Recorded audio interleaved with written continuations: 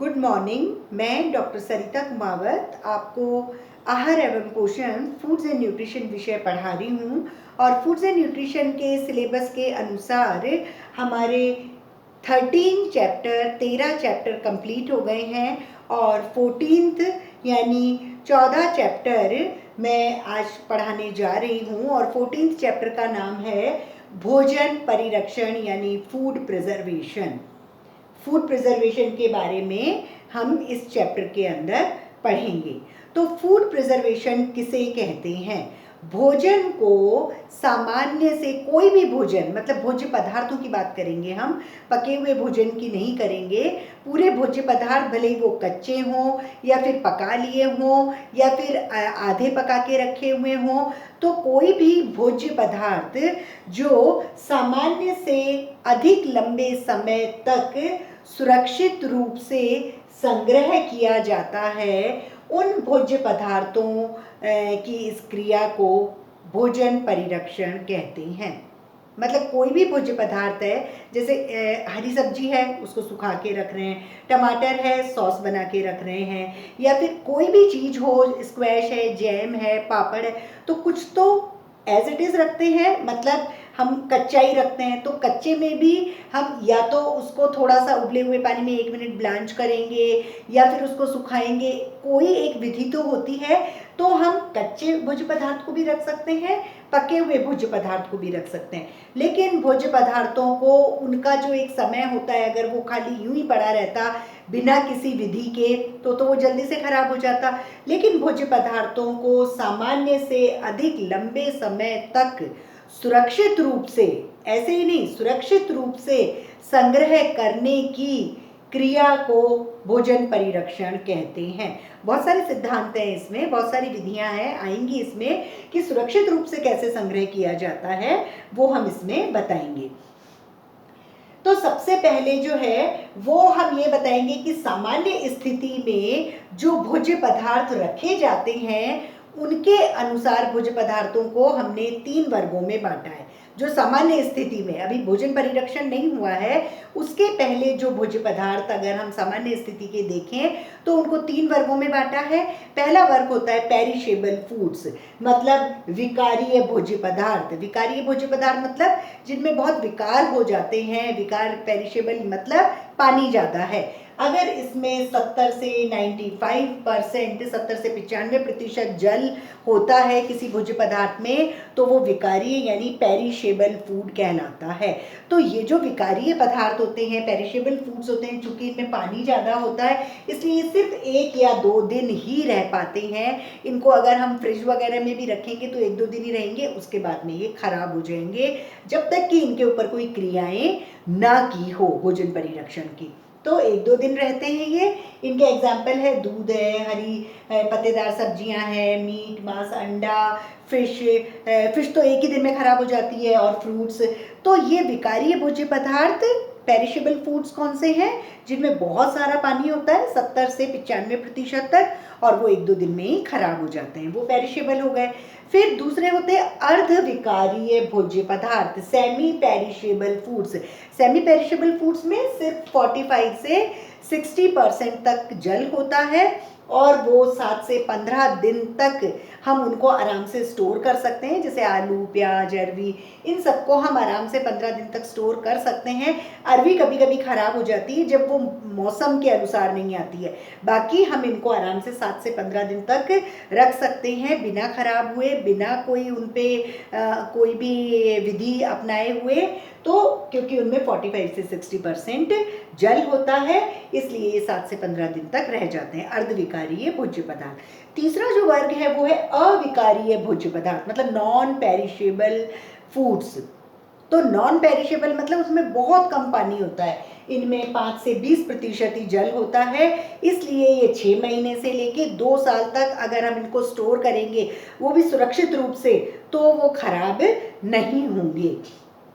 और जो बहुत कम पानी होता है, वो जो भोज्य पदार्थ होते हैं वो होते हैं अनाज, गेहूं, जौ, ज्वार, बाजरा, चावल, ये सब, और दालें और तिलहन, ये खराब नहीं होते। तिलहन में ये होता है कि अगर तिल, मूंगफली, कोकोनट, अगर हम इनको 6 महीने से ज़्यादा रख लेते हैं तो इनका तेल वाला जो पार्ट होता है वो थोड़ा उसमें स्मेल आने लगती है, इसलिए तिलहन को हम 2 साल तक नहीं रख सकते, 6 महीने तक फिर भी रख सकते हैं, लेकिन अनाजों को और दालों को हम आराम से 2 साल तक सुरक्षित रूप से रख सकते हैं, क्योंकि इनमें पानी की जो प्रेजेंस है वो बहुत ही कम होती है। अगर कोई कारण से पानी आ गया या खुला छोड़ दिया या उसमें कोई ऐसी चीज़ हो गई जिससे कि उसमें ना जीवाणु पैदा हो गए तो वो खराब हो जाएगा। बाकी अविकारीय भोज्य पदार्थ आराम से 6 महीने से 2 साल तक रह सकता है आराम से। जो अर्धविकारीय हैं वो 7 से 15 दिन तक रह सकते हैं, और जो विकारीय भोज्य पदार्थ हैं वो सिर्फ 1 या 2 दिन तक रह सकते हैं, लेकिन उसके बाद वो नष्ट होना चालू हो जाते हैं, उनमें भोजन संदूषण हो जाता है और वो नष्ट हो जाते हैं, खराब हो जाते हैं, उनको फेंकना पड़ता है, वो खाने योग्य नहीं रहते हैं। तो ये जो 3 वर्ग हैं ये तो मैंने उस हिसाब से बताया कि सामान्य स्थिति में जो भोज्य पदार्थ होते हैं उसके अनुसार 3 वर्ग होते हैं। अब जो हम नेक्स्ट टॉपिक ले रहे हैं फूड प्रिजर्वेशन में वो है भोजन परिरक्षण के कारण। भोजन परिरक्षण क्यों करते हैं, फूड प्रिजर्वेशन हमको क्यों करना है? क्यों करना है? एक कारण तो है ही कि सामान्य से अधिक समय तक सुरक्षित रखना, ये एक कारण तो बहुत है, लेकिन उसके अलावा भी और कई कारण होते हैं। जैसे एक कारण है पूरे वर्ष भर सभी भोज्य पदार्थों को उपलब्ध कराना।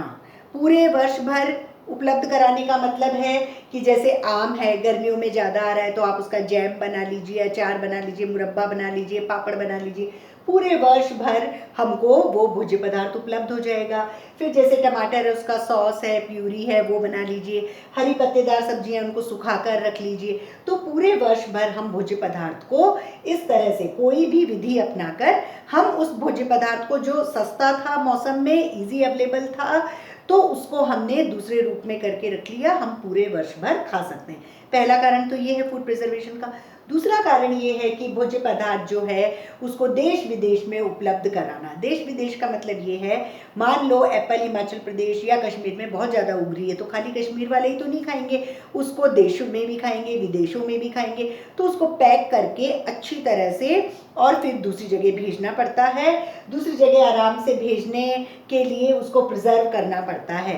कई बार उसके ऊपर तेल की कोटिंग करते हैं या फिर कुछ स्प्रे करते हैं, तो वो कई दिन तक उसका जो अंदर के जो एंजाइम्स अपने आप जो राइटनिंग वाला होता है ना, वो थोड़ा धीरे हो जाता है, तो कई दिन तक वो वर्क नहीं करता, तो वो पकते नहीं हैं, ओवर राइटनिंग नहीं होती, सड़ते नहीं है।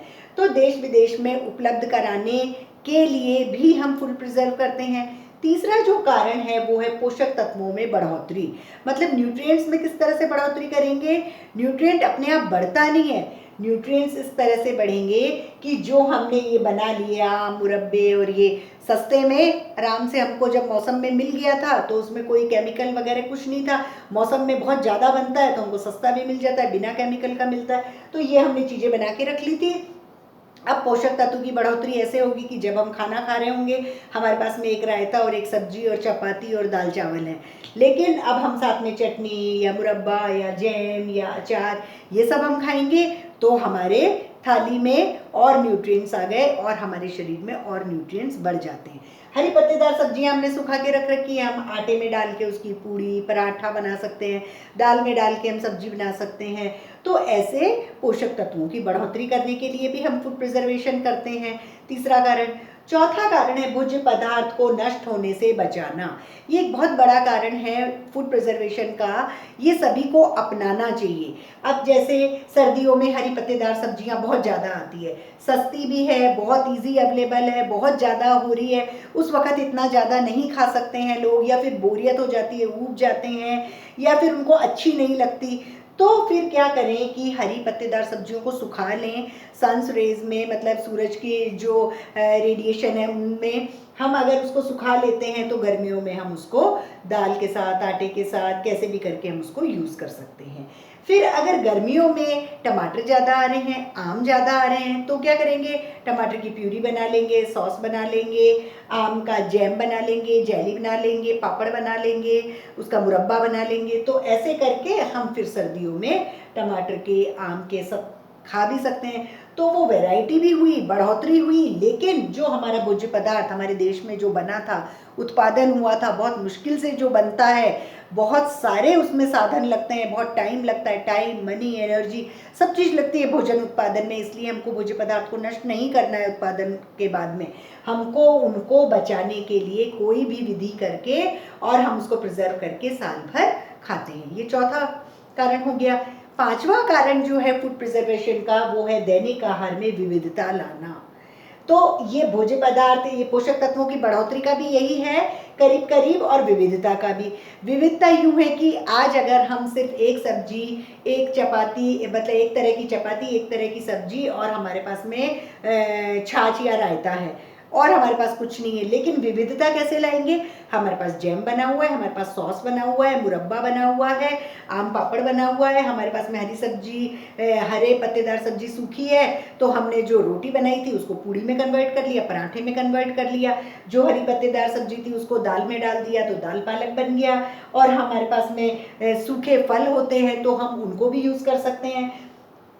इस तरह से जो हमारा जो खाना है उसमें हम विविधता ला सकते हैं अगर हम किसी भी फूड को प्रिजर्व करके रखेंगे तो आज जो हम चैप्टर पढ़ रहे हैं, अब ये 14th चैप्टर है, फूड प्रिजर्वेशन, भोजन परिरक्षण। भोजन परिरक्षण का मतलब एक सामान्य समय से अधिक लंबे समय तक भोज्य पदार्थ को अगर हम सुरक्षित रूप से संग्रहित करके रखते हैं तो भोजन परिरक्षण कहलाता है।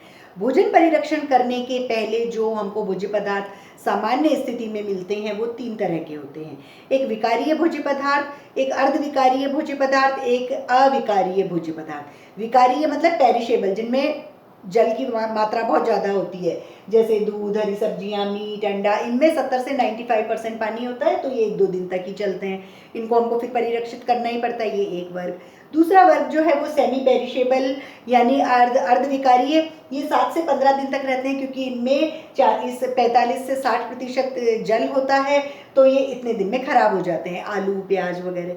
तीसरी तरह के जो भोज्य पदार्थ होते हैं वो होते हैं अविकारीय भोज्य पदार्थ, यानी इनमें बहुत कम पानी का मात्रा होता है, 5 से 20%, और ये आराम से 6 महीने से 2 साल तक हम इनको सुरक्षित रूप से संग्रहित रख सकते हैं बिना किसी विधि के, और वो होते हैं अनाजें, दालें, तिलहने, हम इनको आराम से स्टोर कर सकते हैं। तो ये तो हुए सामान्य स्थिति के अनुसार। अब जब सामान्य स्थिति के अनुसार ये जो भोज्य पदार्थ हैं, इनको अगर हमको फूड प्रिजर्व करना है, परिरक्षित करना है, तो उसके क्या कारण है, हमको क्यों करना है? उसके 5 कारण हैं कि पूरे वर्ष भर हमको सभी भोज्य पदार्थ मिल सकते हैं, या फिर भोज्य पदार्थ जहाँ ज़्यादा हो रहे हैं तो दूसरी जगह भेजने के लिए, देश विदेश में भेजने के लिए परिरक्षण करना पड़ता है, या फिर जो एक बार में बहुत ज़्यादा पोषक तत्व हो गए और फिर हमने उसको प्रिजर्व कर लिया, तो वो हमें हमारी थाली में पोषक तत्वों की बढ़ोतरी करते हैं और हमारी थाली में आहार में विविधता लाते हैं। उसके अलावा पोषक तत्व जो एक्स्ट्रा भोज्य पदार्थ उत्पादित हो गया तो हम उनको नष्ट होने से बचाने के लिए भी भोजन परिरक्षण की विधियां करते हैं। तो इस तरह से ये भोजन परिरक्षण के कारण हुए। अब नेक्स्ट लेक्चर में ये जो कारण हैं उनके पीछे क्या सिद्धांत है, कुछ सिद्धांत बनाए हैं कि जो भोजन संदूषण हुआ था उन संदूषण को हटा के हम फूड प्रिजर्व करते हैं। तो नेक्स्ट में हम इसके भोजन परिरक्षण के प्रिंसिपल्स यानी सिद्धांत पढ़ाएंगे। Thank you.